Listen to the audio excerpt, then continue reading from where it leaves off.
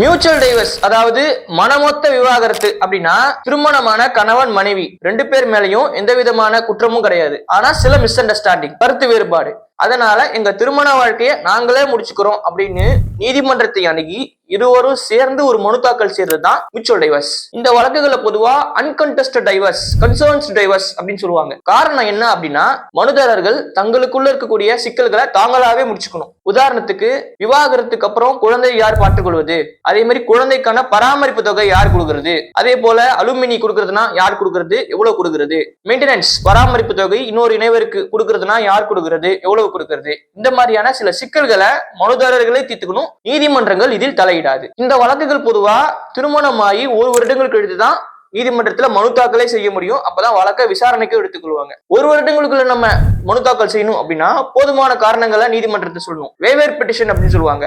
அனுமதி மனு தாக்கல் செய்து எங்களோட வழக்கு ஒரு எக்ஸ்ட்ராடினரி கேஸ், எக்ஸம்ஷன் கேஸ், ஒரு அசாதாரணமான வழக்கு, அதனால இந்த மனுவை ஒரு வருடங்களும் நாங்க தாக்கல் செய்யறோம் அப்படின்னு நீதிமன்றத்துல போதுமான காரணத்தை சொல்லி நம்ம வாங்கணும். அடுத்தது செப்பரேஷன் ஆஃப் பீரியட் அப்படின்னு சொல்லுவாங்க. இந்த மனுக்கள் தாக்கல் செய்யறதுக்கு முன்னாடி குறைந்தபட்சமாக கணவன் மனைவி ரெண்டு பேரும் வெவ்வேறு இடங்கள்ல இருக்கணும்ன்ற அவசியம் கிடையாது. ஆனா செப்பரேட், தனியாக இருந்திருக்கணும். ஒரே வீட்லயும் சேம் ரூஃப்லயும் இருக்கலாம், ஆனா செப்பரேஷனா இருந்திருக்கணும். இந்த ஒரு வருட காலத்தையும் கூட நம்ம நீதிமன்றத்துல வேவர் பெட்டிஷன் அனுமதி மனு போட்டு நம்ம எக்ஸாம் பண்ணிக்கலாம். அடுத்தது நீதிபதி இந்த மனுவை விசாரணைக்கு எடுத்துக்கொண்ட பிறகு கூலிங் பீரியட் 6 மாசத்துக்கான ஒரு கூலிங் பீரியட் கொடுப்பாரு. இந்த காலத்துக்குள்ள கணவன் மனைவி ரெண்டு பேரும் சேர்ந்து முடியுமா அப்படின்ற ஒரு முயற்சி பண்ணுவாங்க. இதுலயும் தோல்வி அடைஞ்சா நீதிபதி ஒரு மீடியேஷன் சமரச மையத்துக்கு அனுப்பி வைப்பாரு. இந்த சமரச மையத்துல ரெண்டு பேரோட திருப்பியும் திருமண வாழ்க்கையில சேர்த்து வைக்க முடியுமா அப்படின்ற ஒரு முயற்சியை ஒரு சமரச நபர் மீடியேட்டர் செய்வார். இந்த முயற்சியும் தோல்வி அடைஞ்சுச்சுன்னா நேரடியாக விவாகரத்து நீதிமன்றத்தில் கொடுக்கப்படும். இந்த விவாகரத்து மனுல முக்கியமான ஒரு விஷயம் என்னன்னா,